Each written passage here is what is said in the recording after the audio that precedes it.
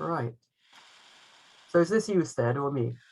Yeah. Oh, hello everyone. I'll hand you over to Prudence, who will formally welcome you and say something about what we will be doing today. Right. So welcome everyone who's logged on to listen to read this very obscure poem of early modern English from about the time of Shakespeare. I've got it written 1591. It was published. I think we said somewhere around 1580, perhaps written. I think probably later than 1580, in that it was 1580 when Spenser was sent to Ireland as secretary to an Irish landowner. And he lived in Ireland until in one of the many freedom fights, rebellions, whatever you want to call it, his house was burnt down, and he returned to England and died in 1599. So he lived nearly 50 years and was said to have died of hunger because he was destitute after his house burning down. But this poem, "The Ruins of Time," is one that laments the death of various noblemen he knew. It's an elegy.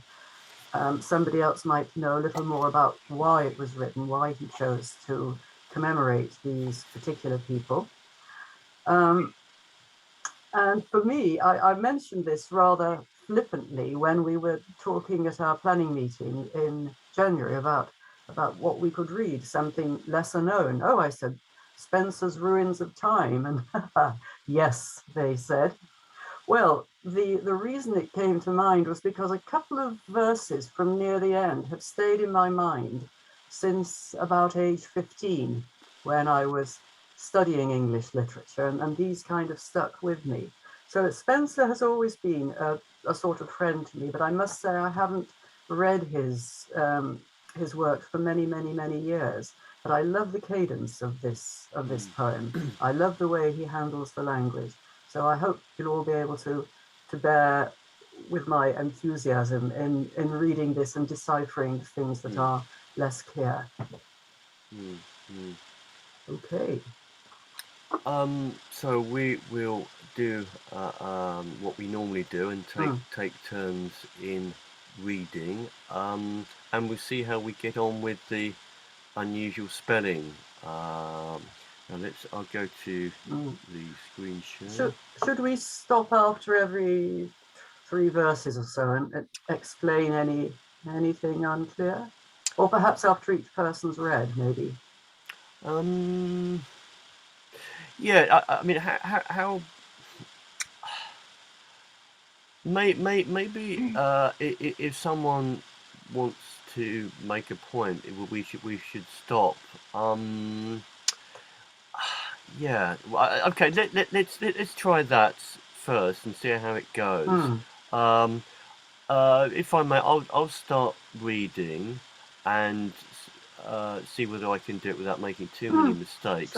And if people don't get things which they feel they ought to, they should speak up, and then we can all, try to offer an explanation.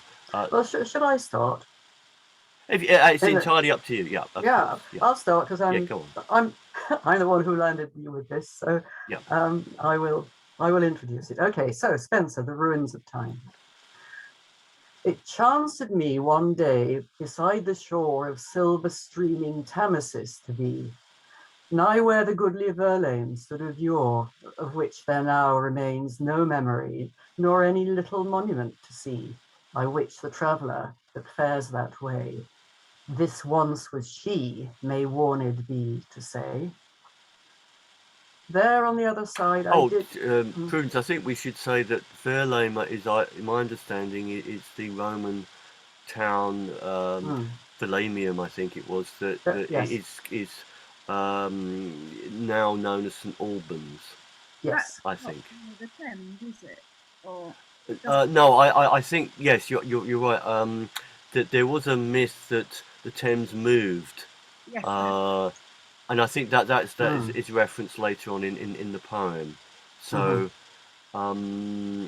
this character of the town that's referred to as Verulamium is a sort of a distinct kind of person in the poem. Yes. So she's personified as a woman wailing. Yeah. And of course you can walk around the Roman ruins even nowadays. So here's the personification coming in. There on the other side I did behold a woman sitting sorrowfully wailing, rending her yellow locks like wiry gold about her shoulders carelessly down training, and streams of tears from her fair eyes forth rolling, that is. In her right hand a broken rod she held, which towards heaven she seemed on high to weld. And weld is to wield. Whether she were one of that river's nymphs which did the loss of some dear love lament, I doubt, or one of those three fatal imps which draw the days of men forth in extent, the three fates, or the ancient genius of that city Brent. But seeing her so piteously perplexed, I to her calling asked what her so vexed. Ah, what delight, quoth she, in earthly thing or comfort can I, wretched creature, have, whose happiness the heavens envying from highest stair to lowest step me drave, and have in mine own bowels made my grave, that of all nations now I am forlorn, the world's sad spectacle and fortune's scorn. Much was I moved at her piteous plaint, and felt my heart nigh riven in my breast, torn apart, that is, with tender ruth to see her sore constraint, that shedding tears a while I still did rest, and after did her name of her request. Name have I none, quoth she, nor any being, bereft of both by fate's unjust decreeing. I was that city which the garland wore of Britain's pride, delivered unto me by Roman victors, which it won of yore, though naught at all but ruins now I be, and lie in mine own ashes, as ye see. Verulamium I was, what boots it that I was, sith now I am but weeds and wasteful grass. O vain world's glory, and unsteadfast state of all that lives on face of sinful earth, which from their first until their utmost date taste no 1 hour of happiness or mirth. But like as at the ingate of their birth they crying creep out of their mother's womb, so wailing back go to their woeful tomb. Why then doth flesh, a bubble glass of breath, hunt after honour and advancement vain, and rear a trophy for devouring death with so great labour and long-lasting pain, as if his days forever should remain, sith all that in this world is great or gay doth as a vapour vanish and decay. Look back who list unto the former ages, and call to count what is of them become. Where be those learned wits and antique sages, which of all wisdom knew the perfect sum? Where those great warriors which did overcome the world with conquest of their mighty main, and made one mere of earth and of their reign? What now is of the Assyrian lioness, of whom no footing now on earth appears? What of the Persian bear's outrageousness, whose memory is quite worn out with years?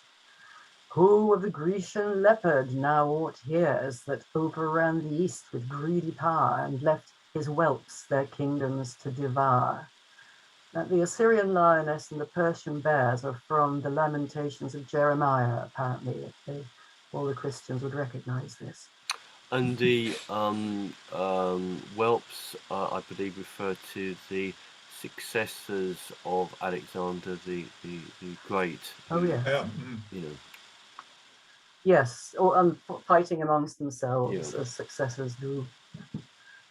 And where is that same great seven-headed beast that made all nations vassals of her pride, to fall before her feet at her behest, and in the neck of all the world did ride.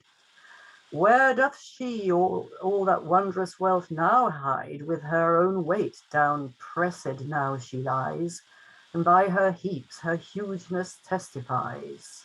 That's Rome, of course, which was more or less a village of ruins at the time of Spenser, with shepherds kind of camping under the walls. O Rome, thy ruin I lament and rue, and in thy fall my fatal overthrow that while on was, whilst heavens with equal view deign to behold me and their gifts bestow, the picture of thy pride in pompous show, and of the whole world as thou wast the empress, so I of this small northern world was princess. To tell the beauty of my buildings fair, adorned with purest gold and precious stone, to tell my riches and endowments rare, that by my foes are now all spent and gone, to tell my forces matchable to none, were but lost labour that few would believe, and with rehearsing would be more aggrieve.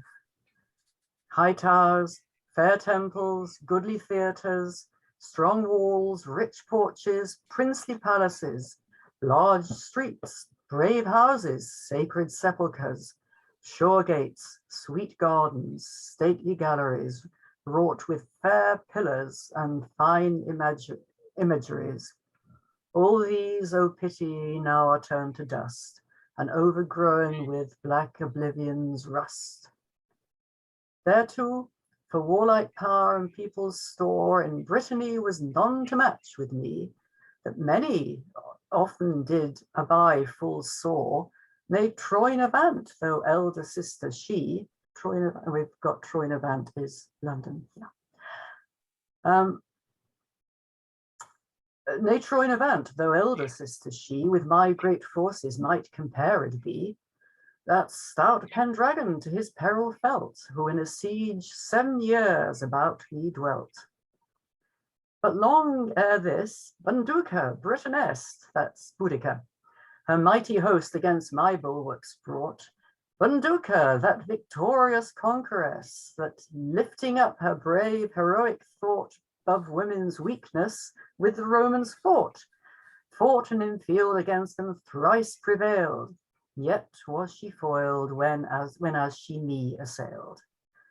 And though at last by force I conquered were of hardy Saxons and became their thrall, yet was I with much bloodshed bought full dear, and prized with slaughter of their general, the monument of whose sad funeral, for wonder of the world, long in me lasted, but now to naught through spoil of time is wasted. Wasted it is as if it never were, and all the rest that me so honoured made, and of the world admired everywhere, is turned to smoke that doth to nothing fade. And of that brightness now appears no shade, but grisly shades, such as do haunt in hell, punning on shade as ghost, with fearful fiends that in deep darkness dwell. Where my high steeples whilom used to stand, on which the lordly falcon wont to tower, there now is but an heap of lime and sand for the screech owl to build her baleful bower. And where the nightingale wont forth to power her restless plaints to comfort wakeful lovers, there now haunt yelling mews and whining plovers. Mews are gulls, I think. Yes, Yeah. I think, yes. We have, well, that's excellent, but should we have other people reading as well? Yes, give someone else a go. Yeah. Yeah, shall I, or Michael, I mean, you mean you'd quite like to do it, or well, I'm not particularly proposing myself, but I mean, I could do it, but we've got lots of people. I'll do it if no one has any objections. And where the crystal Tamis wont to slide in silver channel down along the Lee, about whose flowery banks on either side 1,000 nymphs with mirthful jollity were wont to play, from all annoyance free, and There now no river's course is to be seen, but moorish fens and marshes evergreen. Seems that gentle river, for great grief of my mishaps, which oft I to him complained, or for to shun the horrible mischief with which he saw my cruel foes me pained, and his pure streams with guiltless blood off-stained, from my unhappy neighbourhood far fled, and his sweet waters away with him led. There also, where the winged ships were seen in liquid waves to cut their foamy way, and thousand fishes numbered to have been, in that wide lake looking for plenteous prey of fish which they with baits used to betray, is now no lake, nor any fisher's store, nor ever ship shall sail there any more. They are all gone, and all with them is gone. Nor aught to me remains but to lament my long decay, which no man else doth moan, and moan my fall with doleful dreament. Yet it is comfort in great languishment to be bemoaned with compassion kind, and mitigates the anguish of the mind. But me no man bewaileth but in game, nor sheddeth tears from lamentable eye, nor any lives that mentioneth my name to be remembered of posterity, save one, that more fortune's injury, in spite of fortune's injury, and time's decay, that envy's cruel taught, wrong or injury, hath writ my record in true seeming sort. Camden, the nurse, it says here, of antiquity, and lantern unto late succeeding age, to see the light of simple verity, buried in ruins, through the great outrage of her own people, led with warlike rage. Camden, through time all monuments obscure, yet thy just labours ever shall endure. William Camden was an early antiquarian who wrote a description of many parts of Britain which he travelled through and aimed to restore, he said, antiquity to Britain and Britain to antiquity. So to create the history and the legendarium of Britain. Thank you. But why, unhappy wight, do I thus cry and grieve that my remembrance quite is raised, I think that probably should be, out of the knowledge of posterity, and all my antique monuments defaced? Sith I do daily see things highest placed, as soon as fates their vital thread have shorn, forgotten quite as they were never born. It is not long since these two eyes beheld a mighty. It's curious. Eyes is here written as eyes, but earlier it was written differently. I don't know whether that's this text or that was in the original. So I do it again. It is not long since these two eyes beheld a mighty prince of most renowned race, whom England high in count of honour held, and greatest ones did sue to gain his grace. O greatest ones he, greatest in his place, sat in the bosom of his sovereignty, and right and royal did his word maintain. That is the motto of the Earl of Leicester, Robert someone. I'm just what's his name? Prudence? Robert. Robert Dudley. Yes, Dudley. thank you. Yeah, I mean he was I think the most powerful statesman of the Elizabethan age, arguably, and he had waited a long time with the possibility of marrying Queen Elizabeth, but that didn't happen. But he is referred to several times in this poem, which is in some sense in his praise. Wasn't he executed, or am I confusing him with another earl? Wasn't there a No, rebellion? Earl of Essex, I think. Oh, it's Essex and not Leicester. No, he died. He died of possibly a broken heart. He let me see, what am I next? He died anyway of ill health. He caught gangrene or something, and some people said it was poisoning. But also, he was a great favourite of Elizabeth II. Okay.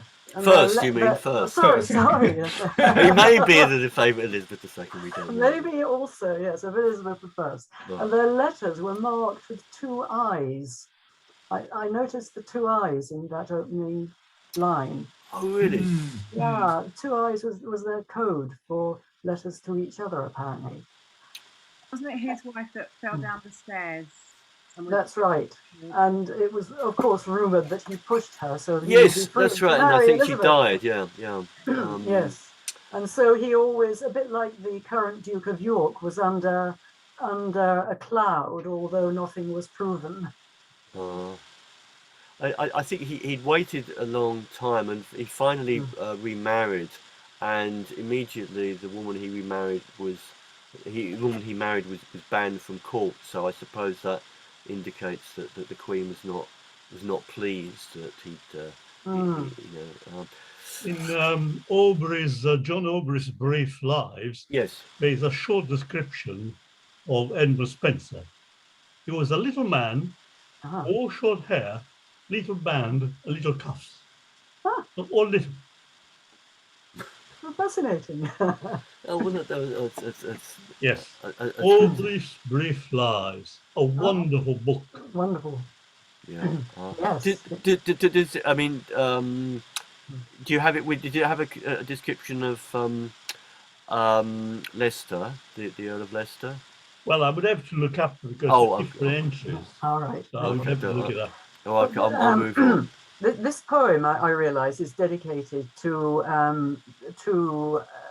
Leicester's sister. The Countess of Pembroke was the sister of the Earl of Leicester, and he died in 1588. So I guess if it was written in 1590 or 91, it would be a sort of a gift to her about loss and bereavement. I saw him die as one of the mean people, and brought forth on a bier. I saw him die, and no man left to mourn his doleful fate that late him loved dear. Scarce any left to close his eyelids near, scarce any left upon his lips to lay the sacred sod or requiem to say. Oh, trust this state of miserable men, that build your bliss on hope of earthly thing, and vainly think yourselves half happy then, when painted faces with smooth flattering do fawn on you, and your wide praises sing. And when the courting masker louteth about low, him true in heart and trusty to you trow. Belief or offer respect, I think. All is feigned and with ochre dyed, that every shower will wash and wipe away. All things do change that under heaven abide, and after death all friendship doth decay. Therefore, whatever man bearst worldly sway, living on God and on thyself rely. For when thou diest, all shall with thee die. Ochre, I think, is it's something used in cosmetics, really. That, something face paint. He now is dead, and all is with him dead, save what in heaven's storehouse he uplaid. His hope is fallied, and come to pass his dread. And evil men now dead his deeds upbraid.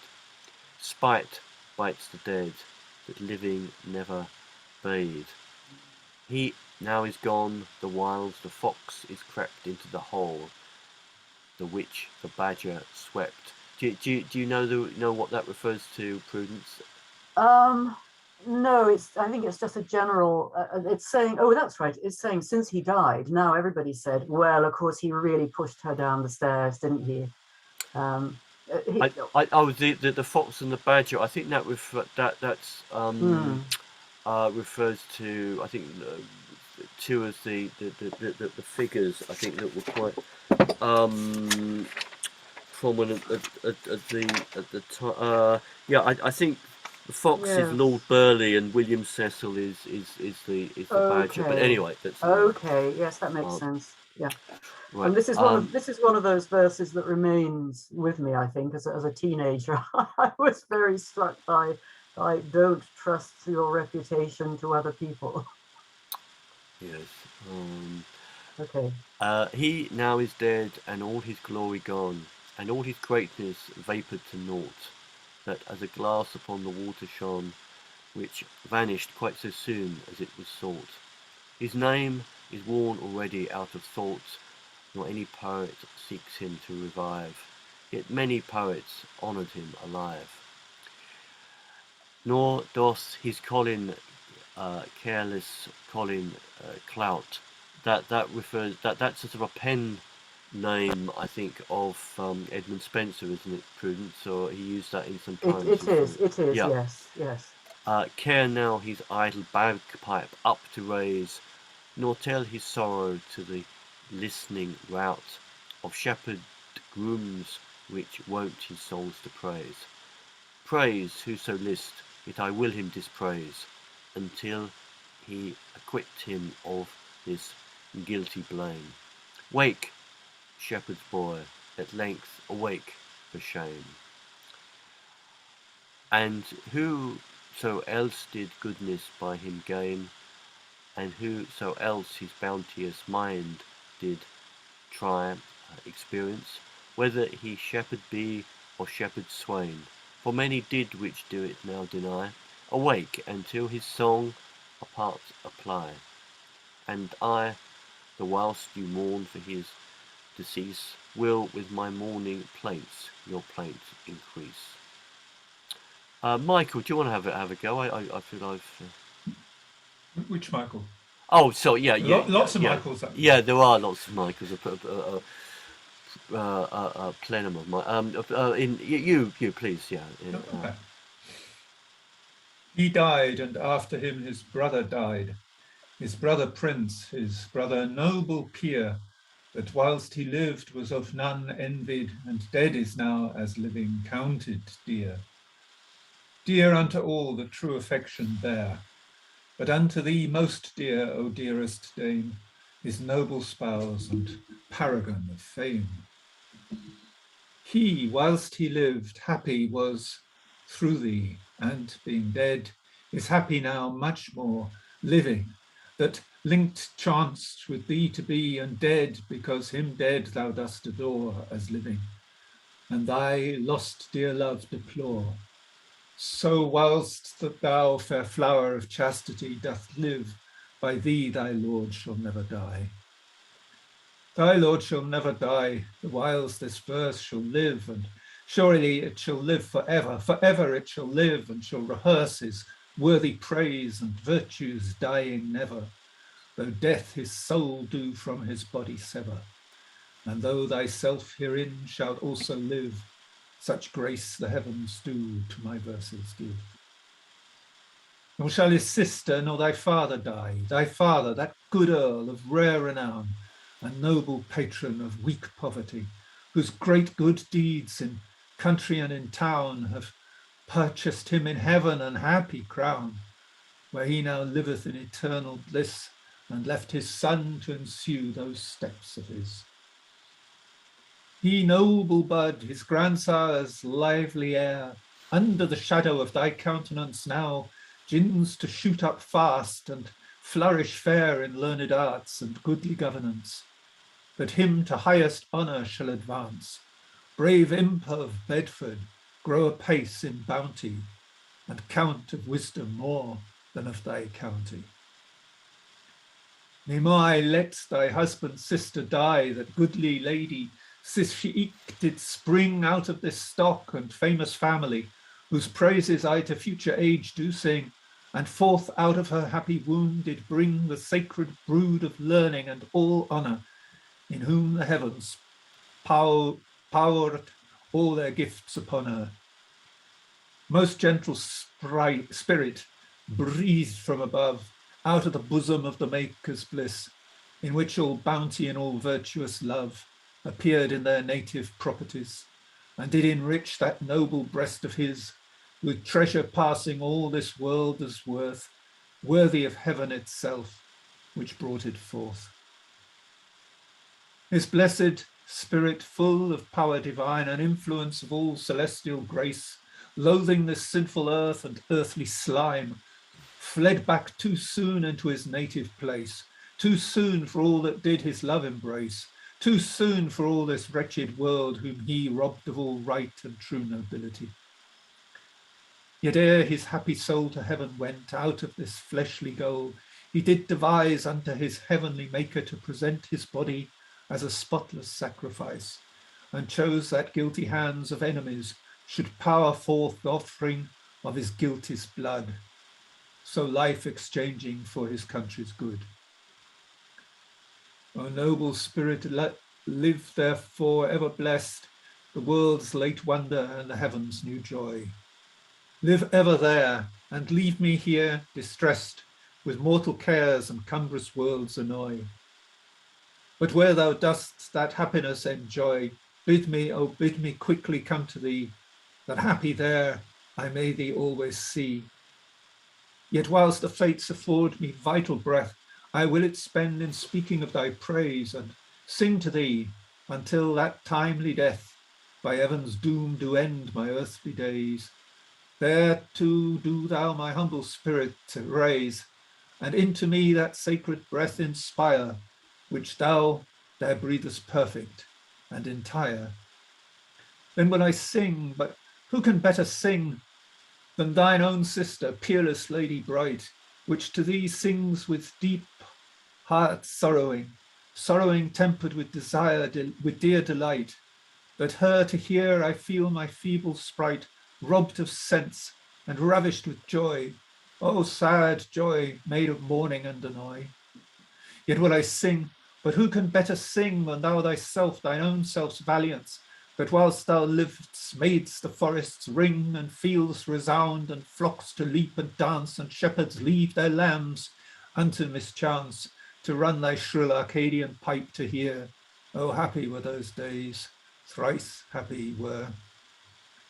But now more happy thou and wretched me, which want the wonted sweetness of thy voice, whilst thou now in Elysian fields, so free with Orpheus and with Linus, and the choice of all that ever did in rhymes rejoice, conversest, and dost hear their heavenly lays, and they hear thine, and thine do better praise. So there thou livest, singing evermore, and here thou livest, being ever song of us, which living loved thee afore, and now thee worship mongst that blessed throng of heavenly poets and heroes strong. So thou both here and there immortal art, and everywhere through excellent desired. Perhaps enough. Beautiful, yeah.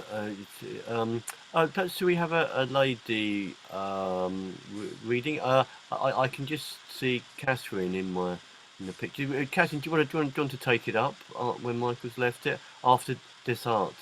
Sorry, So drink. After. Yeah. So but such. Such as neither of themselves can sing, nor yet are sung of others for reward, die in obscure oblivion as the thing which never was, may ever with regard their names shall of the later age be heard, but shall in rustic darkness ever lie, unless they by mention be with infamy. What booted it to have been? Can people hear? I can't hear. It's a bit faint, yeah. Oh, it's very faint. Now? No, it's clear, yeah. What booteth it to have been rich alive?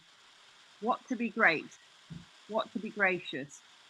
When after death no token doth survive the former being in this mortal house, but sleeps in dust, dead and inglorious, like beast whose breath but in his nostrils is, and hath no hope of happiness or bliss. How many great ones may remembered be, which in their days most famously did flourish, of whom no word we hear, nor sign now see, but as things whipped out with a sponge, wiped out with a sponge to perish, because thy living cared not to cherish. No gentle wits, through pride or covetise, which might their names ever memorize. Provide therefore, ye princes, how to live, that is the reason ye may friendly be, which unto men eternity do give, for I be daughters of same memory, and love the Father of eternity, and do those men in golden thrones repose, with merit try to glorify his shoes.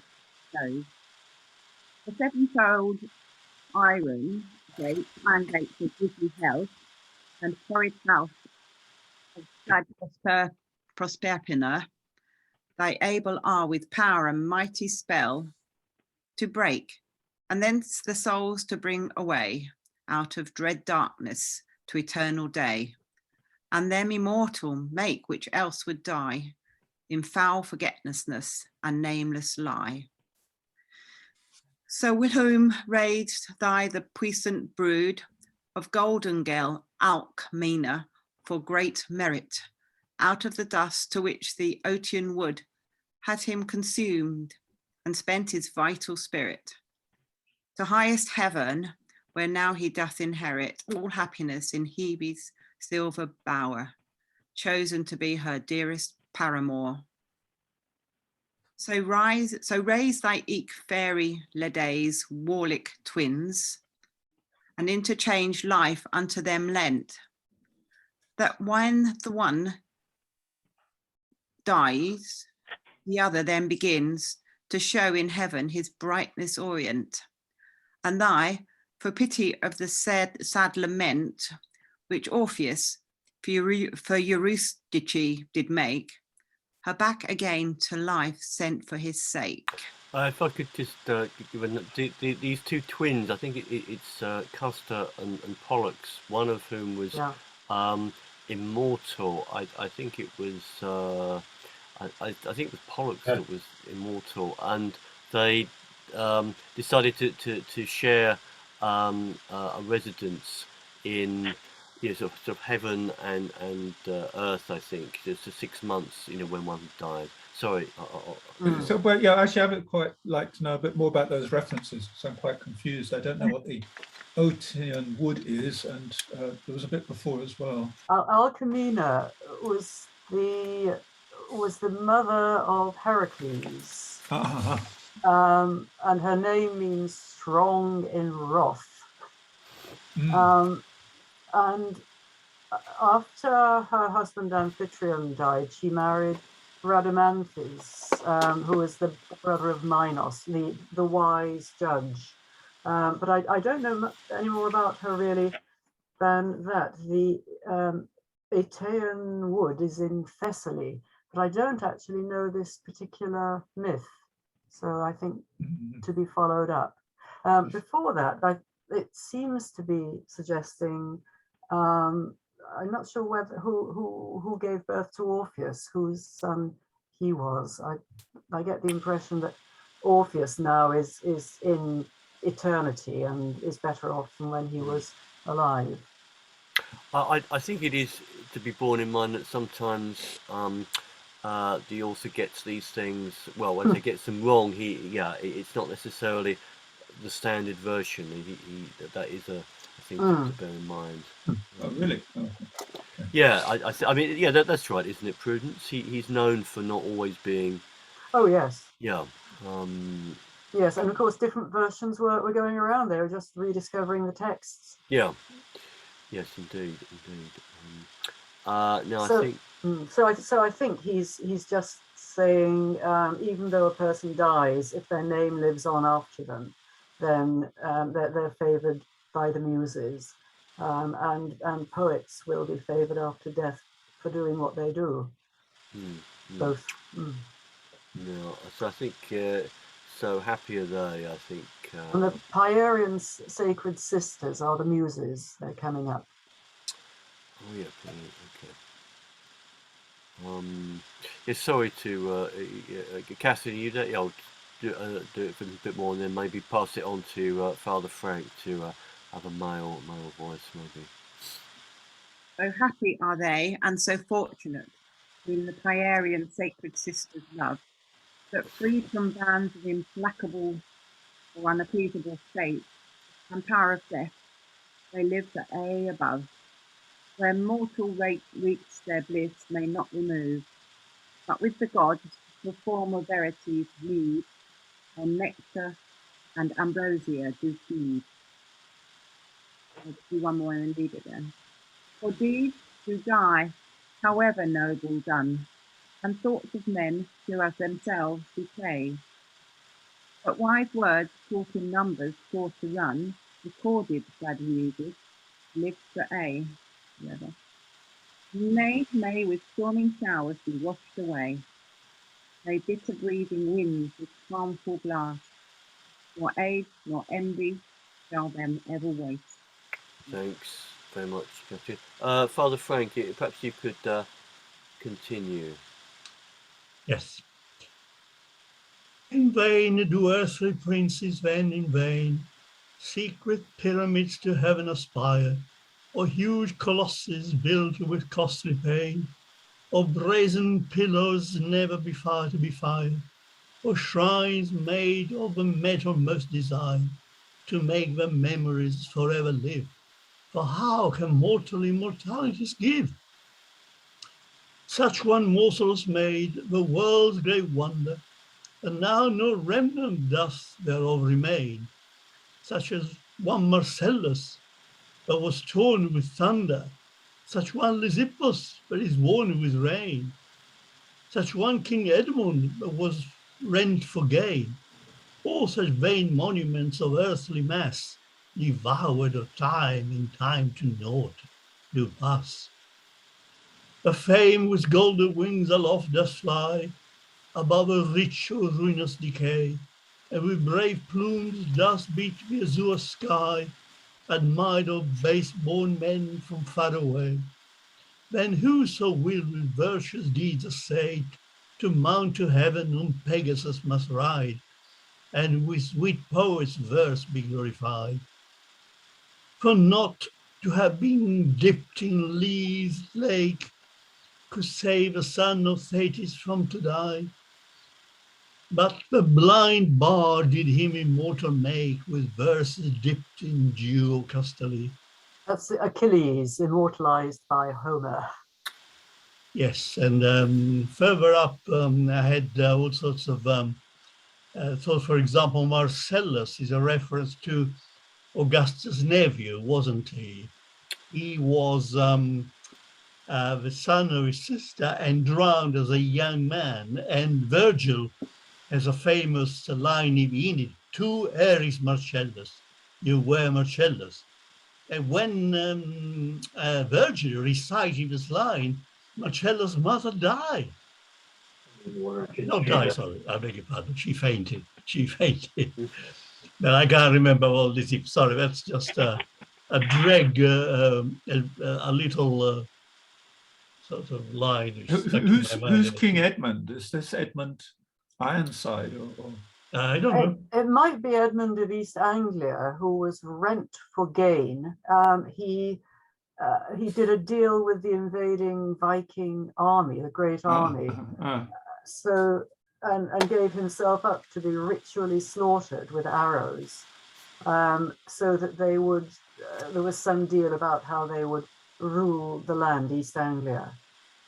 So it could possibly that he was the king of East Anglia. Yes. Bury St. Edmunds. St. Edmunds. Indeed, yes. Good Lord. Yeah. I thought Vikings killed him, but maybe I'm wrong. Yes. The Vikings. The Vikings sent the great army to conquer England, starting with East Anglia, and they were going to do lots and lots of rape and pillage. And King Edmund did some sort of deal with them, but that involved they would not cause such mayhem, but that did involve his death.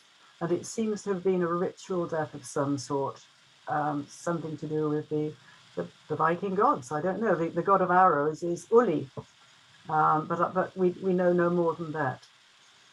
And So- further down, the reference to the Leith lake, wasn't it a lake which you, if you dipped in the lake, you achieved forgetfulness? Yes. Right. Okay. Think of Hamlet. Duller should thou be than that fat weed which roots itself with ease upon the Lethe wharf, should not thou stir in this.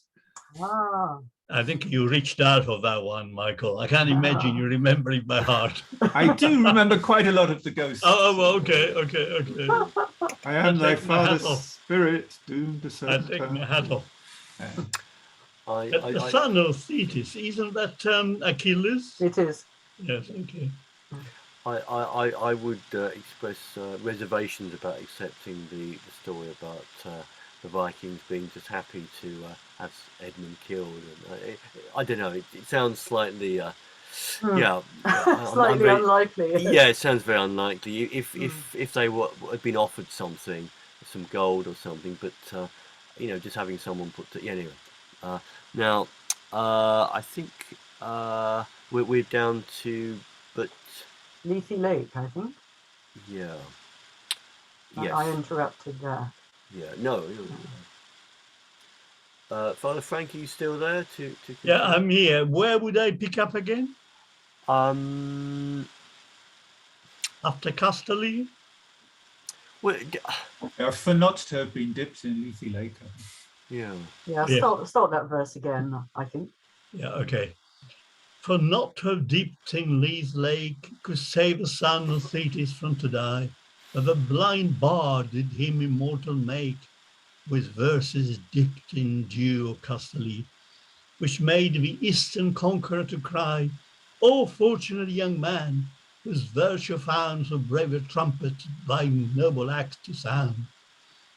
Therefore, in this half-happy do I read, consider, good Melibert, but hath a poet got to sing his living praises being dead, deserving never here to be forgot, in spite of envy that his deeds would spot, since whose disease learning lies unregarded, and men of arms do wander unrewarded.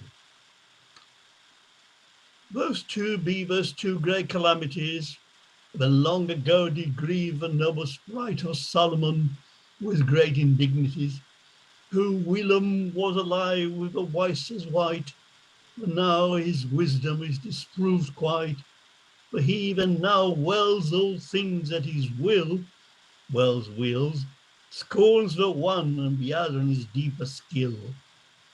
O grief of griefs, O goal of all good hearts, to see the virtue should despise be of him that first was raised with virtuous parts, and now broad spreading like an aged tree, let none shoot up and nigh him planted be. O let the man whom the muses scorn, nor alive nor dead, be of the muse adorned. O vile world's trust, such vain illusion has so wise men bewitched and overcast, that they see not the way of their confusion. O vainness to be added to the rest, that do my soul with inward grief infest. Let them behold the piteous fall of me, and in my case their only example see. And whoso else sits in highest seat of his world's glories worshipped of all, ne feareth change of time, no fortune's threat. Let him behold the horror of my fall, and his own end unto remembrance call. Without like ruin he may warned be, and in himself be moved to pity me. Thus having ended all her piteous plaint, with doleful shrieks she vanish away, but I through inward sorrow vex and faint, and all astonished with deep dismay for her departure, had no word to say. But sate long time in senseless sad affright, looking still, if I might of her have sighed. which when I missed, having looked long, my thought returned, grieved home again, renewing her complaint with passion pain, whose words recorded in my troubled brain, I felt such anguish wound my feeble heart, a frozen horror ran through every part. So in my grieving, in my groaning breast, and deeply musing at her doubtful speech, whose meaning much I labour for to rest, being above my slender reason to reach, at length by demonstration me to teach, before mine eyes strange sights presented where, like tragic pages seem to appear. Most natural sounding thanks to speech software online. Thank you. I don't know what the I'm Joey, and I'm one of the 30 AI voices for speech. background noise is. Thanks for the. I think now we've come to a. Sorry, what was her voice? I've no idea. I don't know. Maybe it's. Maybe it was Mick's image was showing sound. I think perhaps you ought to. It would help to mute. Okay. When someone else is speaking. Yeah. Now let's have another. Let's have a female voice. I think now we're actually making very good progress. We don't have an enormous amount. But yeah. Krista, would you like to take it up from I Saw an Image? I'll give it a go. Yeah. With the English. yeah, no, that's good. I saw an image, all of massy gold, placed on high upon an altar fair, that all which did the same from fair behold might worship it and fall on lowest stair. Not that great idol might with this compare, to which the Assyrian tyrant would have made the holy breathen falsely to have prayed. But the altar on the which this image stayed was, oh great pity, built of brickle clay, that shortly the foundation decayed, with showers of heaven and tempests worn away. Then down it fell, and low in ashes lay, scorned of every one which by it went, that I, it seeing, dearly did lament. Prudence, what's that about, do you think?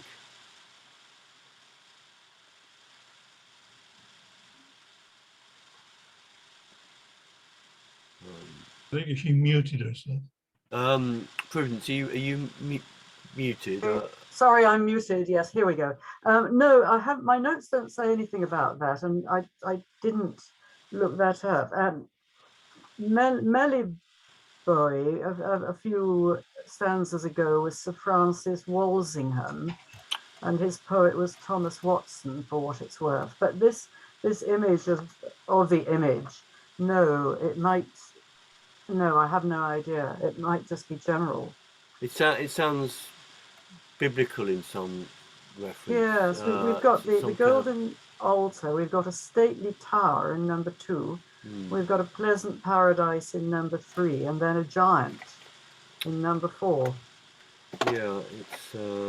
But here it's certainly, to me, while I read this, we are talking about something that is either an altar or some kind of statue that was prayed to and worshipped, and then of course crumbled. Yeah. I think it may relate to Shadrach, Meshach, and Abednego. Okay. And the in Daniel, who defied the king in the fiery furnace. I think it might. Yeah. I think the Assyrian tyrant may be Nebuchadnezzar. Okay, right. Okay, so was Nebuchadnezzar Assyrian? I thought it was Babylonian. Oh well, I mean, I thought it was Babylonian. Yes, elsewhere he says Assyrian when we know it to be Babylonian. Yeah. I mean, Assyrian's good enough, I suppose. Yeah, it's out there somewhere, isn't it? But the Babylonians, in any case, had conquered Assyria before the Hebrews were taken there. So anyway, yeah. All right, I'll perhaps do the next short one, please, Krista. Next unto this a stately tower appeared, built all of richest stone that might be found, and nigh unto the heavens in height upreared, but placed on a plot of sandy ground, not that great tower which is so much renowned for tongues' confusion in holy writ. King Ninus' work might be compared to it, but O vain labours of terrestrial wit, that build so strong guile on a frail or soil, on so frail a soil, as with each storm does fall away and flit, and gives the fruit of all your travail, toil, to be the prey of time and fortune's spoil. I saw this tower fall so dainly to dust, that nigh with grief thereof my heart was brust. My reference is to this is the lighthouse of Pharos of Alexandria. So I suppose these two sections are things that have just trying to illustrate the vanity of human endeavour. Really, is that right, Prudence? Do you think? Please, you're on mute. Wouldn't it be the Tower of Babel? Sorry, Michael? Wouldn't it be the Tower of Babylon and the great confusion of tongues that followed from that? That's what I thought. That's yeah, what I yeah. thought it was. Yes, yes. In Holy Writ as yeah, well. They talk about the Tower of Babel, but then they say it's not the Tower of Babel; it's another tower. Where's that? So, what I understand is to see, for not that great tower, which is so much renowned for tongues, confusion in Holy Writ. Yeah. So although he says it's a tower, but it's not that one. Yeah. Well brought to the attention. Who is King Ninus? Who's whom? King Ninus, founder of Nineveh, was frequently confused with Nimrod, who built Babel, apparently. All right. I'm just looking back at the earlier in the poem, before just the stanza before number 1. The poet is shocked at the disappearance of the sort of genius of Verulamium, and says, "Before mine eyes strange sights presented were, like tragic pageants seeming to appear." So he's got that sort of visionary capacity, and he's seeing an imaginary image, comparing it to that of the Assyrian or Babylonian tyrant. Then he sees an image of a stately tower and compares it to the Tower of Babel. So I think as Krista said, he's generalizing and saying, look, whatever human beings build, as for example, the Tower of Babel, it will crumble into dust. I think these are just examples. This is a vision. Michael in London, would you like to do the next... Before that, may I mention, if you go to Baghdad, you can take a trip to the ruins of Babylon, and the Iraqis under Saddam Hussein have built some kind of reconstructions of the famous walls of Babylon and placed a museum in it. And in the days of Saddam Hussein, there was actually a huge mural showing a skirted Babylonian king handing some kind of keys of the cities to Saddam Hussein. Wonderful, wonderful. Yeah, and there was a writing, this has been built in the era of Saddam Hussein. In the great tradition of his ancestors. But some of the local guides, when we plugged a little trip to a Tower of Babel nearby, if you took that trip, you arrived some kind of ruins, which was no bigger the average landscape. So it's very disappointing. Yeah, yeah. Oh well, it's good to smuggle in Saddam Hussein into this meeting. Yeah, that's well done. But that's in ruin. Saddam is in ruin as well.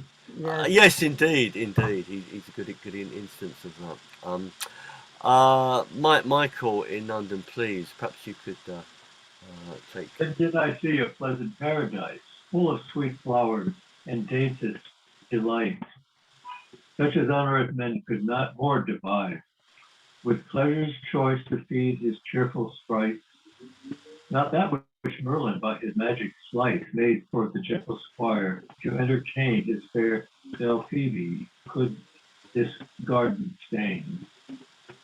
But oh, short pleasure brought with lasting pain, why will hereafter any flesh delight in earthly bliss and joy and pleasure's vain? Since that I saw this garden wasted quite, that where it was scarce seemed any sight, that I, which once that beauty did behold, could not from tears my melting eyes withhold.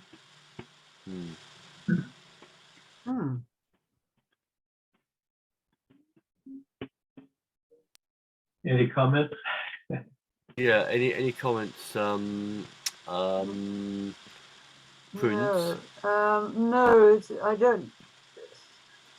Again, this is an example, a vision of a paradise, and then comparing it with Merlin by his magic sleights made for the gentle squire.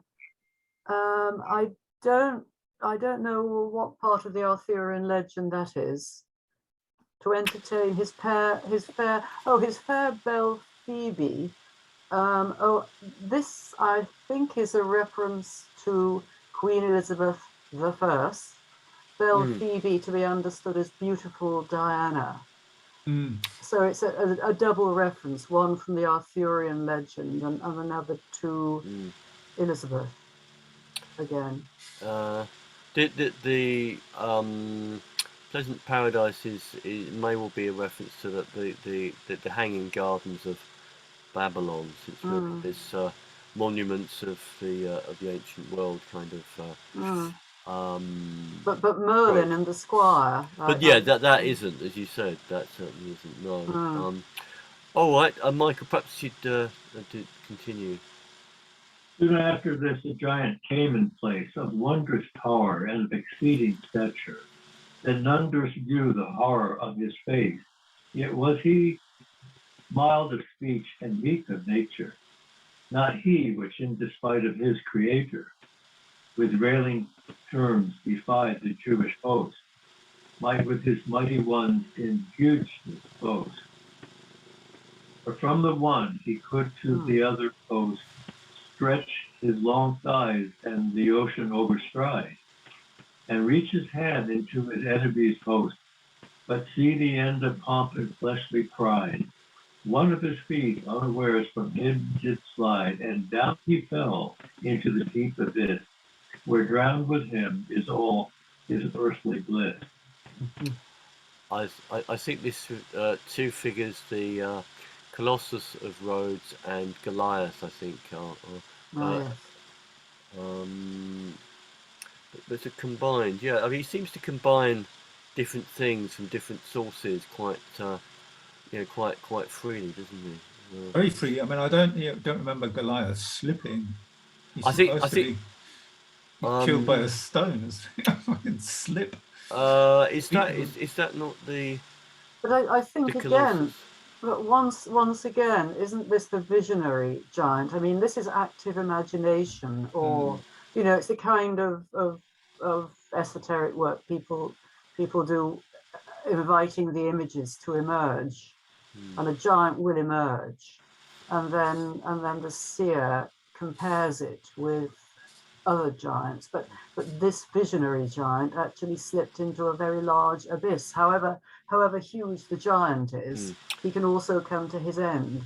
Michael, I think that's not. I mean, Michael in Germany. That's not Goliath. That's the Colossus. stretchy, strong Yeah. thighs. Okay, so I thought you said it was Goliath. Yeah. Goliath is referred to as the defied the Jewish host that's above. Yeah, it is confusing, isn't it? Yeah. But I mean, I think he's grabbing at two giants and. Right, so presumably there should be another wonder of the ancient world in 5. I've got to say, are we going to have all 7 wonders of the world and how that's cool. they say it could be that they're all hidden in this tale? Yes. So he's used the number 7 3 or 4 times, and at least 3 of the 7 wonders of the world has been mentioned. Yes. Yeah. How the Hanging Gardens. But the Hanging Gardens, the Colossus of Rhodes. Colossus of Rhodes. The Tower of Babel. And the pyramid. Didn't you refer to the pyramids? Right. Ah, yeah. Where are the pyramids? Somewhere early on there was something about. Yeah. All right. Let's on with the next one about a bridge. Right. Someone look up the 7 wonders. Michael, if you'd be so kind. Then did I see a bridge made all of gold over the sea from one to the other side, without proper pillar to it uphold, but like a colored rainbow arched wide. Not that great arch which Trajan edified, to be a wonder to all age ensuing, was matchable to this in equal viewing. But what boots it to see earthly things in glory or in greatness to excel? This time that great things in ruin bring. This goodly bridge, 1 foot not fastened well, can fail, and all the rest down shortly fell. Nay, of so brave a building aught remain, that grief thereof my spirit greatly pained. Does anyone want? I think I know the answer to this. This is a bit like a quiz, isn't it? My note says Trajan's bridge over the Danube.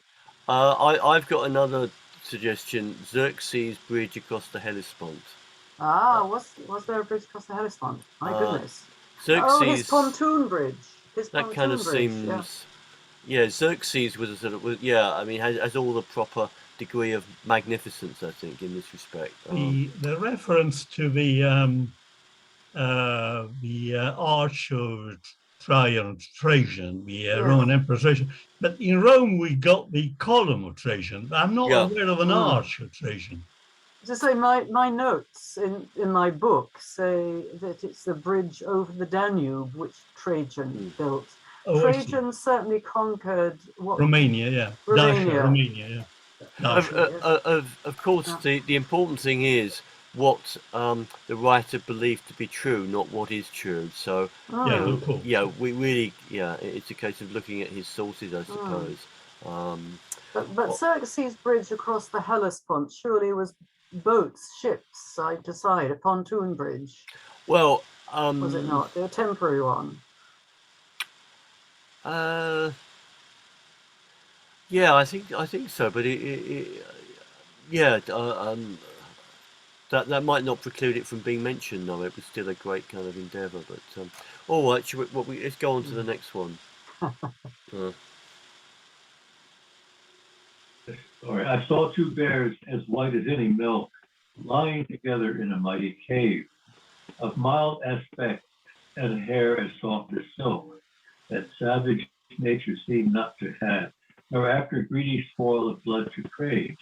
To fairer beasts might not elsewhere be found, although the compass world were soft around. But what can long abide above this ground in state of bliss or steadfast happiness?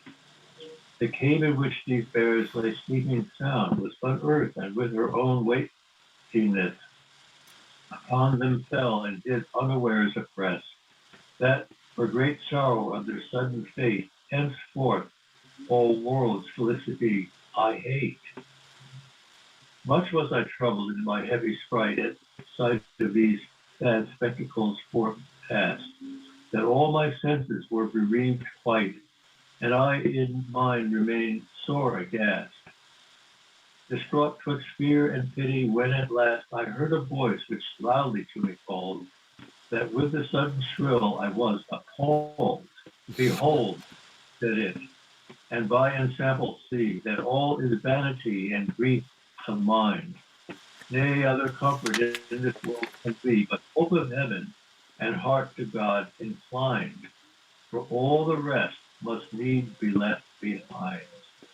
With that it made me to the other side, to cast mine eye where other sights I spied.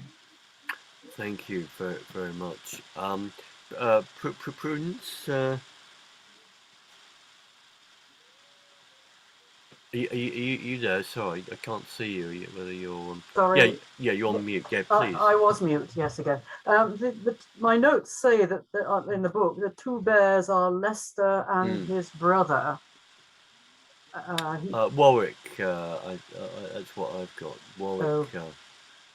Yep, there we are. Yeah. But in terms of mythology, the two bears, is that Callisto, and is that that wouldn't be the great bear and the little bear, would it? Wouldn't have thought so.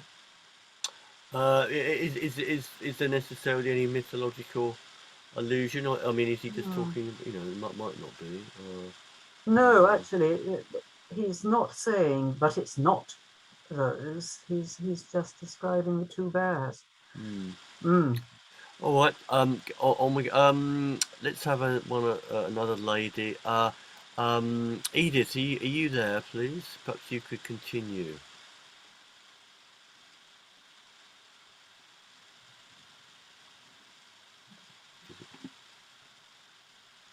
Edith, Edith, are you there? Oh, if Edith, you don't reply very shortly, Alex, would you be willing to continue? Whoever. Oh, okay. Oh, yeah, please. Yeah. If you could continue upon. Okay. Can you hear me okay? Yeah, loud and clear. Okay. Upon that famous river's further shore, there stood a snowy swan of heavenly hue, and gentle kind as ever fowl afore, a fairer one in all the goodly crew of white Stramonian brood might no man view. There he most sweetly sung the prophecy of his own death in doleful elegy. At last, when all his morning melody he ended had, that both the shores resounded, feeling the fit that him forewarned to die, with lofty flight above the earth he bounded, and out of sight to highest heaven mounted, where now he is become an heavenly sign. There now the joy is his, here sorrow mine. Whilst thus I looked, lo, adown the lea, I saw a harp strong with all this silver twine, and made of gold and costly ivory, that with whom seemed to have been the harp on which Dan, Orpheus, was seen, wild beasts and forests after him to lead. But was the harp of Felicities, now dead? At length out of the river it was reared, and borne above the clouds to be divined, whilst all the way most heavenly noise was heard of the strings, stirred with the warbling wind, that wrought both joy and sorrow in my mind. So now in heaven a sign it doth appear, the harp well known beside the northern bear. Soon after this I saw on the other side a curious coffer made of ebony wood, that in it did most precious treasure hide, exceeding all this base of world's good. Yet through the overflowing of the flood it almost drowned was, and done to naught. That sight thereof much grieved my pensive thought. At length, when most in peril it was brought, two angels, down descending with swift flight, out of the swelling stream it lightly caught, and twixt their blessed arms it carried quite above the reach of any living sight, so now is transformed into that star in which all heavenly treasures locked are. Looking aside, I saw a stately bed adorned all with costly cloth of gold, that might for any prince's couch be read, and decked with dainty flowers, as if it should be for some bride her joyous night to hold.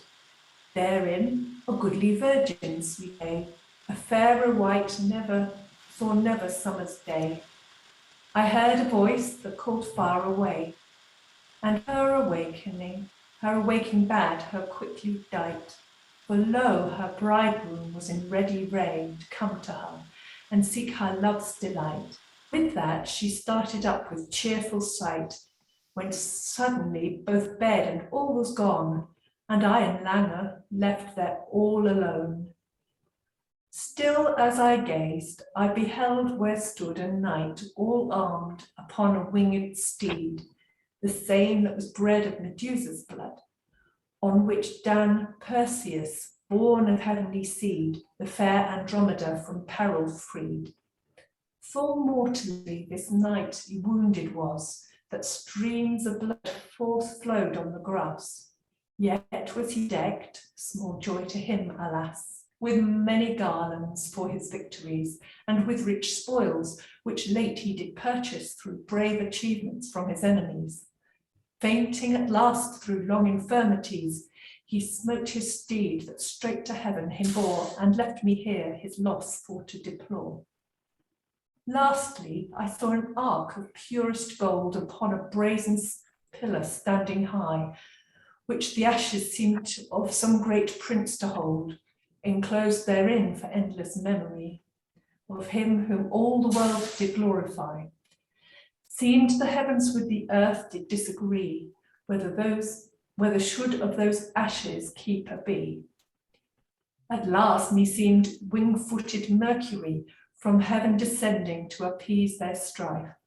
The ark did bear with him above the sky, and to those ashes gave a second life, to live in heaven where happiness is rife, at which the earth did grieve exceedingly, and I for dole was almost like to die. Well, perhaps we'll pause there. Prudence, are the last verses that Alex has just read, that they're all a form of encomium to Sir Philip Sidney? Is that I believe so, yes. Yeah. Felicities is supposedly Sir Philip Sidney. And interestingly, this title, Dan Orpheus and Dan Perseus, yes, it makes us laugh nowadays. This is from Dominus. It's a version of Don, and it simply means sir or lord. Right, that's interesting. Yeah. It's a word of respect. Yeah. For those that aren't aware, Sir Philip Sidney was a very significant poet. He wrote Arcadia, and he died in the Netherlands, I think, fighting in the Protestant cause, and is much celebrated as a hero, I think. And one can see that in these words. Yeah, I mean, I think he was obviously someone that Edmund Spenser felt close to. Do you know whether they were friends, or were they related through marriage or something? Yes, I haven't got a note about that. It could have been. Apparently, Spenser wrote the poem Astrophel as a commemoration of Spenser. Of Sidney. Of Sidney, yes. And Sidney's sister Mary was a writer, translator, and literary patron. Now is she isn't. I'm getting the Mary, I think, mixed up with Mary, Countess of Pembroke, to whom this work is dedicated. Yes. Yes. Anyway, Sidney was a poet and a Puritan and a Protestant, a very keen Protestant. and helped the Dutch free themselves from the Spanish Empire. Yeah. As in the opera Don Carlos. Yes, A indeed. note to Aubrey's entrance on Philip Sidney says that he was always considered a type of English chivalry. Ah. It's interesting because, you know, you think chivalry, cavaliers, you associate them with Charles I, with the cavaliers indeed. Yeah. Whereas if he was a Puritan, yes, in a way, you know, there seems to be a contrast, as it were. But the other thought I had, I was wondering about the readership of a poem like this. Quite clearly, it's crammed with mythological, learned references. Who, at the time, only, you know, certain group of people would have been able to glimpse even references. So it was very restricted readership. Yeah, I'd say that very, very courtly poetry, I suppose. Yeah. It was, yes, it's difficult to estimate the percentage, but it would have been severely less than 1% of the population, I would have thought. And it would almost have been written to a number of people that could be named, really. Surely the number that could decipher and appreciate the richness of the references. But I mean, even until 100 years ago, when children, well, boys, I suppose, in public school educated, they would all know Latin and Greek to some extent. So many of these references might, I don't know, I think it might have struck a chord. But I mean, now everything is gone. Yes, yes. Yes, but what I see though in this poem also is him reveling in these mythological references. I get the tremendous sense of enjoyment.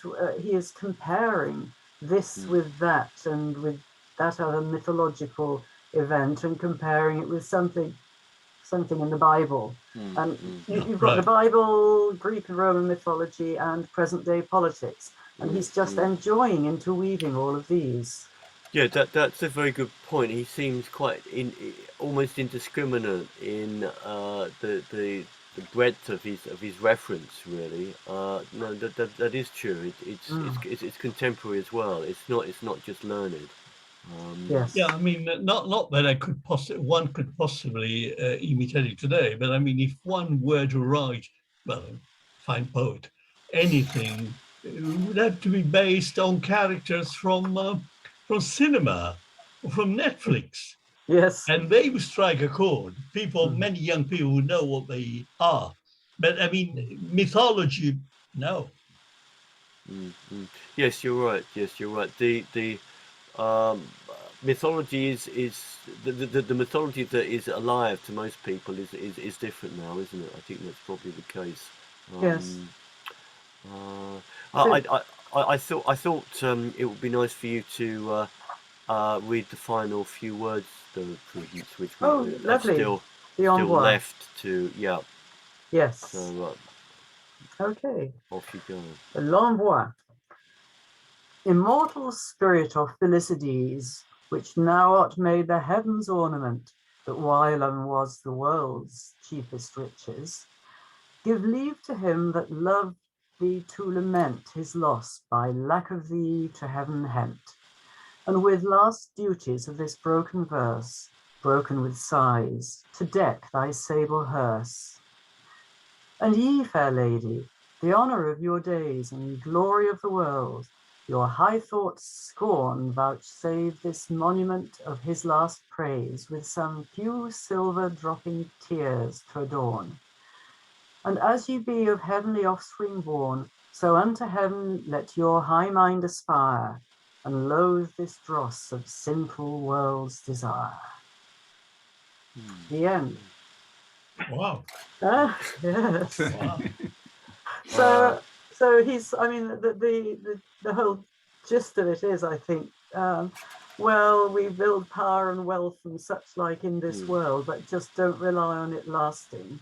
the best way, well, he says, first of all, become a good person and get a good place in heaven, get the gods on your side. And then he also says, yes, but also get the poets on your side so that your memory remains. Yes, indeed. I mean, that was a big, I think, concern with him, to raise the status of, in particular, English poetry. I think, because I mean, there was a period when composition in other languages was thought of as being quite of a high status. But I think he and Sir Philip Sidney both championed the use of English, and wrote about how flexible it was, how subtle it was, and powerful. And I'm seeing this looking ahead to Milton. He's almost a halfway house between the sort of vigor of Shakespeare and the art of Milton. He's got traces of both. I mean, the cadence of the verse, the music is once one gets to accustom the ear, it's very affecting, isn't it? Yes, It rolls on.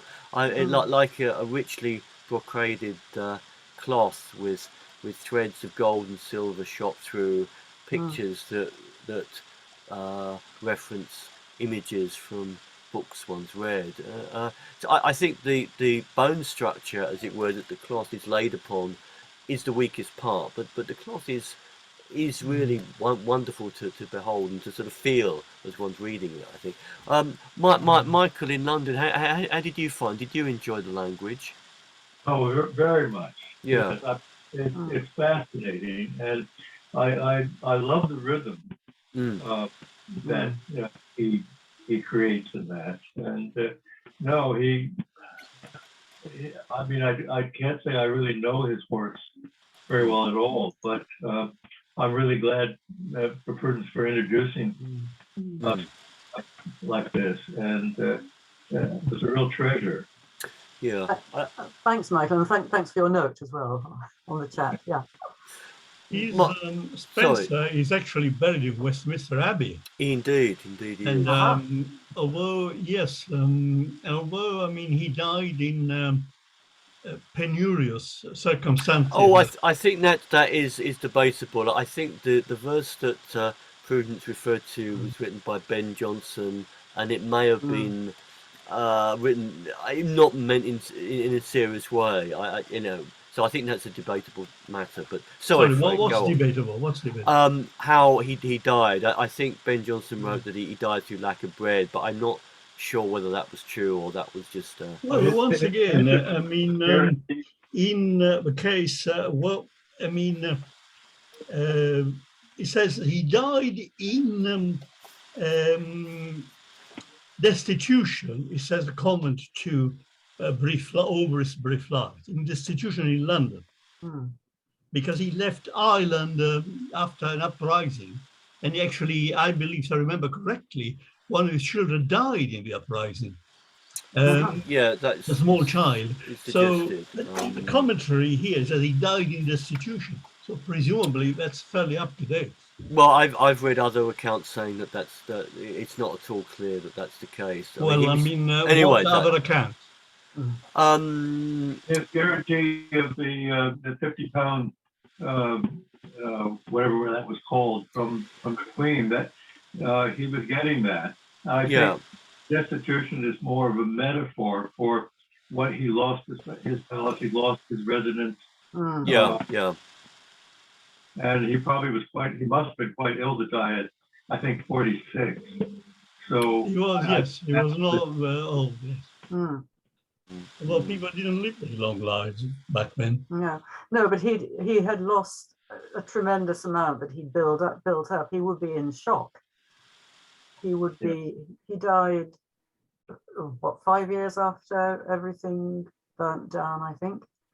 And so his immune system would be down. He'd be knocked out a bit.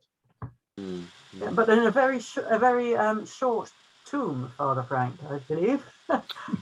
He was a very small man. Well, he was a shorter. Well, it says here that he was a little man with short hair, little band, and little cuffs. Well, and this is attributed to a Mr. Beeston. Mr. Beeston says he was a little man. We don't know who Mr. Beeston was. I see. Mm. But I mean, of course, Aubrey relied on all sorts of not only documents of things people told him, or right. people told him that they had been told themselves. Yes. Yes. I think the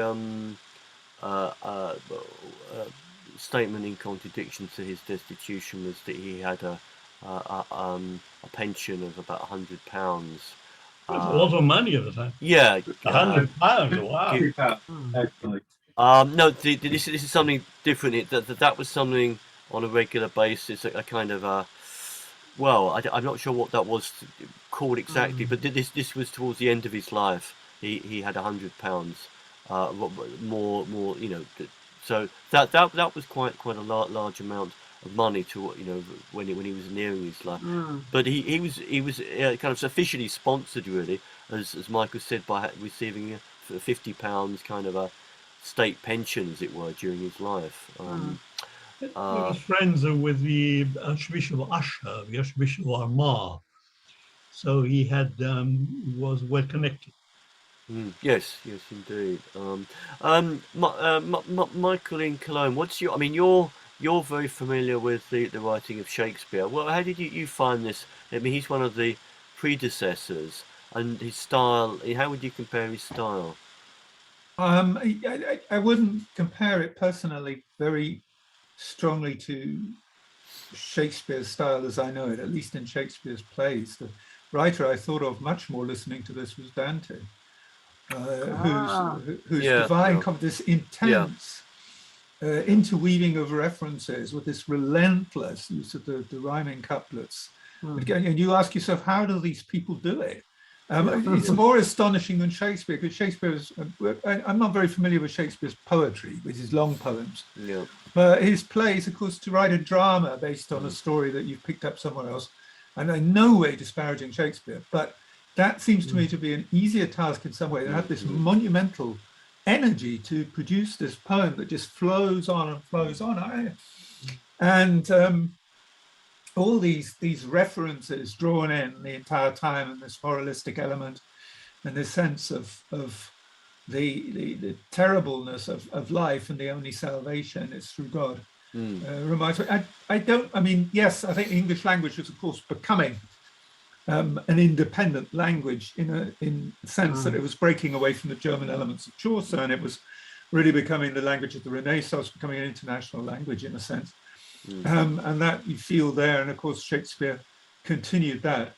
But I personally didn't find it very Shakespearean in its style and its illusions. But what about Shakespeare's sonnets? His sonnets are very yes. I would hesitate a little bit with the poetry. Up to a point, but Shakespeare's sonnets are very, very tight, and everything seems to refer effectively to something else in one short sonnet, whereas here there seem to be all kinds of loose ends, in the sense that not all these references are entirely satisfactory. I mean, we weren't quite sure which giant was referred to, which tower was referred to, which and so it's a sort of more confusing, I think. It's interesting, Michael, you mentioned rhyming couplets. Milton, for example, if I remember correctly, discarded rhyming verse. But I must admit to a penchant towards rhyming verse. I mean, I know it's immensely different, but I like Alexander Pope. I absolutely adore Alexander Pope, because his verse is so easy to memorize. It's wonderful.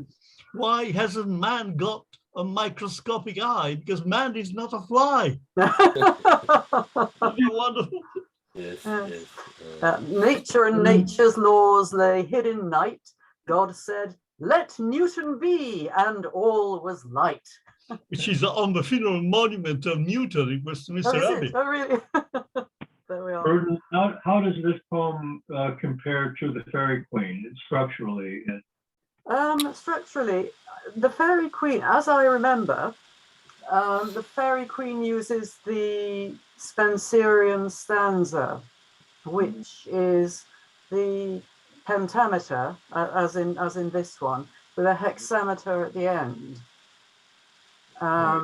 So, I can't quote it anything except there's a Milton, the Ode on the Morning of Christ's Nativity, does that he are mortal sinning should surcease, and with his Father work as a perpetual peace. You've got that hexameter at the end.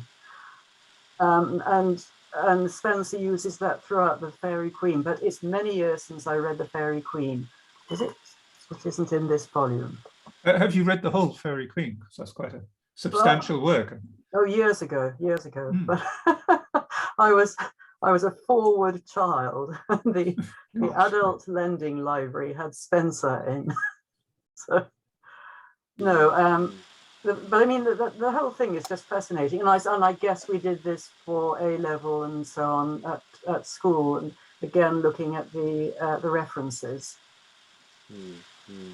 Once upon a time, people did this kind of thing at school. I don't know what they do in the sixth form now. Yeah, it's the ideal thing to do at school, because one wouldn't really have the opportunity to do it elsewhere, and it's a chance to examine other references, isn't it? It's a very good thing to do. It is. It is. Two other people that whose work he admired very, very much in slightly different directions. One was Chaucer and one was Petrarch. Can people see that? I mean, Father Frank or Michael. I mean, can you see the influence of Petrarch's Canzoni there?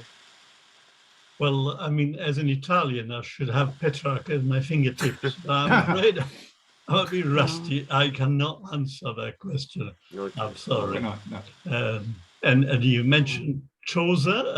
Well, again, I think I pass it over to Michael. Yeah. Some of the archaisms I'll take. I saw no strong connection personally with Chaucer. Okay. Not but at all. Apparently these were two people that he said that he admired very much. But obviously that there's also a strong influence from Virgil and Ovid, of course. But, you know, I very much kept thinking of Chaucer. Really? Not that I have very many I haven't read many of the others, but some of just the shaping of the sentences and it made me think of it. Really? And the other, I was interested to hear this because at some point I went and studied the Romantic poets, and they attempted to also write these similar sort of elegies, and they were obviously trying to copy this grand style, and it just made me understand that a bit better. There are many references in English Renaissance plays to the same subjects as the poem that we read, and I'm not sure if it was because it was the fashion of the time or people were directly influenced by Spenser, but real echoes. The glory of our state and kings are shadows, not substantial things. I think that's Shirley. This idea of was it Webster?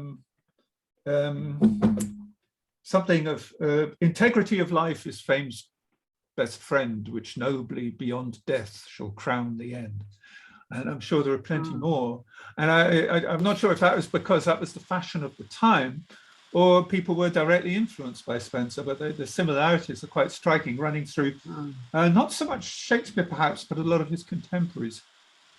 I think part of it's something to do with the rhyming patterns at the end of the poems, because we're starting to get rhymes, aren't we? Which earlier things don't rhyme, and Shakespeare doesn't always rhyme. Certainly not. No. And I think that makes one of the similarities with the Romantic poet. They switch the sentence construction around in order to make some sort of awkward rhyme at the end of each line.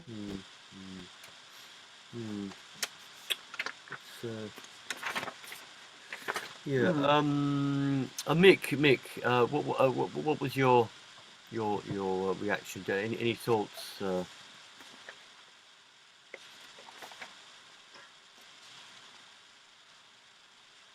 if you can unmute.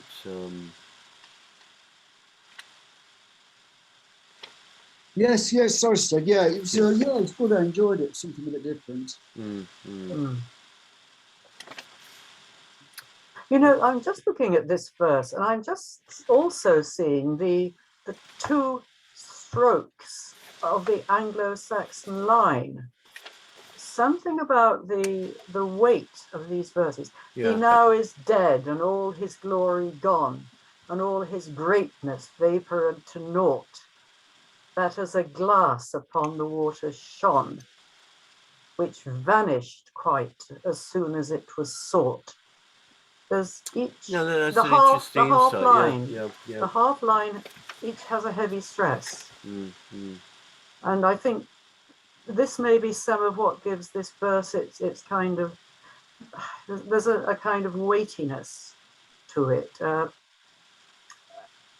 sort of, not groundedness. It just feels stable. You're not going to knock this over. It's not going to blow away. It's standing where it's standing. I think it's that half line business, which of course comes from Anglo-Saxon.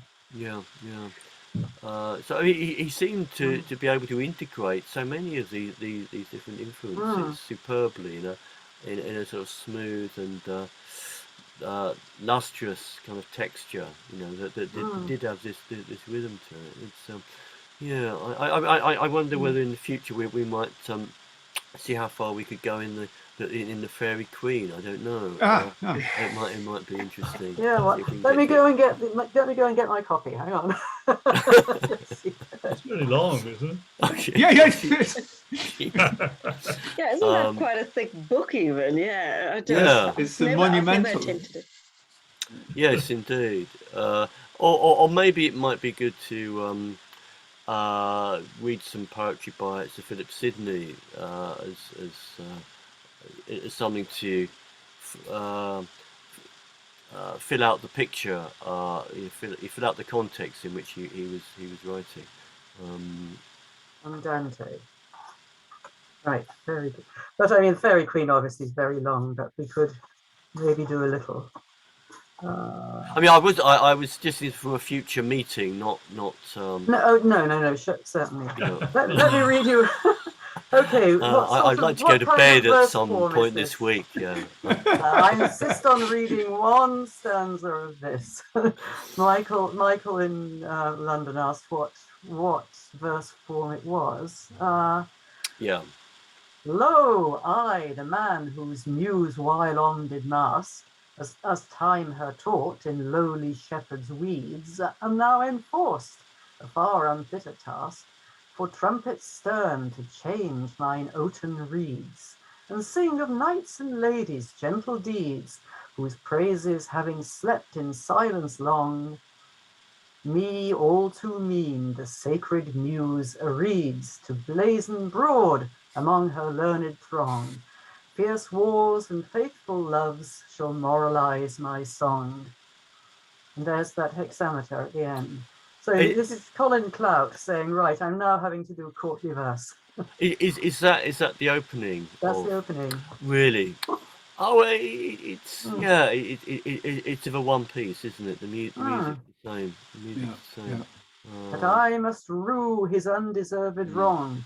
Oh, help thou my weak wit and sharpen my dull tongue. So it's these Spenserian stanzas all the way through.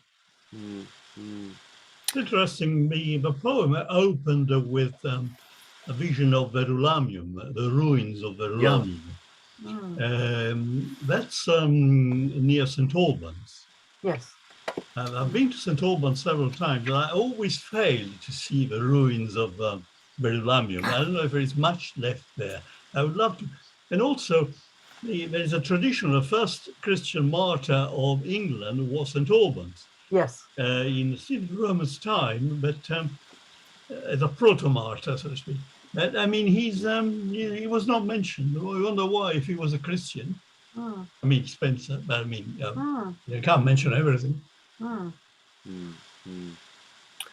I'm not sure when Verulamium was. Yes, it was a chief city of the south of England, but but only in late Roman times. Oh, I see, yeah. When you had Londinium and York, Everarkham, as the two British capitals. And then St. Albans, late on, in the 360s, the governor of Verulamium raised a statue to Jupiter, I think, in defiance of the Christianization of the Roman Empire. It's interesting also that, I mean, I'm sorry, going by jumping from place to place, that Francis Bacon, the great statesman and philosopher, and Elizabethan, and then under King James, he was Lord Verulam. Yeah.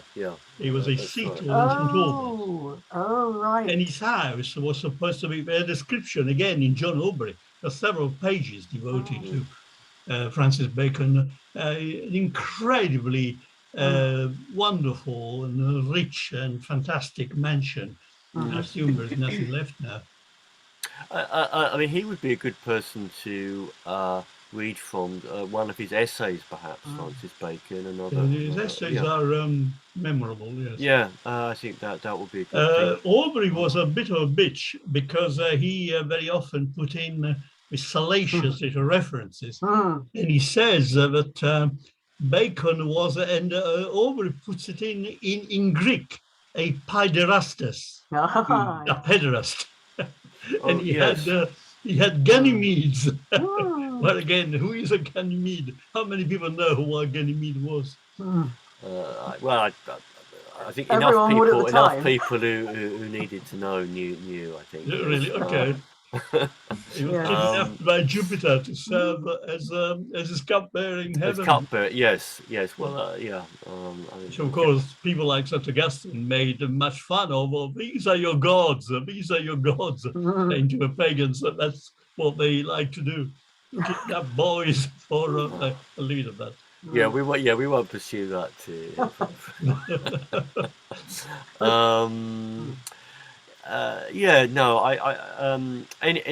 Anyone else? I think we've had comments from most. Catherine or Christo. Any. Edith. Yeah, Edith. You've been very, very silent. Yeah, you didn't. Yes, we didn't hear your reading voice either. I think she must have gone away and made a cup of tea. Oh no. No. Oh, was that Christo? Did you speak? Well, yeah, please. I have very little really to add. I just want to say that I enjoyed the reading. I enjoyed the rhythm. I enjoyed the different voices also, to hear that throughout a reading. I thought that some of the references were, I wouldn't have got it at first, if it wasn't explained. And Prudence, thank you for that. So I would definitely have to go back to it at some stage to understand even more, because it's so rich. But thank you, Prudence, for the information. Yeah. Thanks. I'm so glad you appreciated it. Catherine, any So that I enjoyed hearing it being read out loud like that. It made more sense, and I didn't always know what he was alluding to. Yes, absolutely. Yeah, it was. I think everyone read it very, very well. It's surprising how little one is affected by weird spellings. If one gets the momentum going. When I was reading parts of it on my own, I had to puzzle for some time looking at a word, but that's because I was maybe doing it too slowly. But if you could get into it and things like that, I think some of the words can make sense. I think it's the kind of work where you want to read it in a group or hear other people reading it. It's not the sort of book that you can think, oh, I've got an hour to spare before my train comes. I'll just have a quick read of Spenser. I don't think it really works like that. So you need the assistance and the support and the ambience of other people. So I think that's much appreciated. Well, I think we could bring proceedings to an end, and we can all sit before the fire and toast some crumpets or whatever we do on a Sunday afternoon before going out to eat. Coffee time. Yes. So yeah, I mean, thanks so much, Prudence, for thank you bringing very this much to attention and having the right amount of references to guide our journey and not hold us up unduly, which I think is Correct. a very important thing. Well, thank you all for taking part. I'm so glad to have company in this favourite poem of mine. Yeah, and yes, you've shared your love of his work, and that's just as important as anything else. And I think that the Fairy Queen, I'll have a look at that. Michael, the next meeting, have we got the chap from the De Vere Society next? No, not next, not at all. No, we've got lots of other things first. No, he's down the line a few months. Okay. My next one that I've noted is the 13th of March, is Mike Seymour. Mike Seymour. Mike, what's his surname? Mick. Talking about the French. I'm afraid it's COVID. My brain's not working at its 100%. Yeah. Oh yeah. He looks unbelievably decadent. Father Frank, what the Michel Welbeck. Welbeck, that's right. Welbeck. Yeah. And we got Father Frank on the 10th of April speaking on Malaparte. Oh yeah. Well, thanks for reminding me. I can rub it away on Malaparte, no problem. And there should be something from this chap from the De Vere Society. I want the final confirmation, but I think it'll be all right in May at some stage, probably the second week of May. Well, I very much want to be part of that one. Yeah, very interested. Yes, it is a good topic, and let's hope that will do justice to it. I think. Yeah. Superb. All right then. Michael, perhaps you would close the meeting. I think. You've managed to survive wonderfully well. I think. Well, thanks very much. I am feeling pretty unwell, but it was well worth attending. And thanks everybody for coming. Thank you very, very much. And I think it was a thoroughly fruitful and enjoyable afternoon. And I hope to see you all again in a month's time. Next event. Thank you very much. Bye bye everyone. Bye. Bye bye.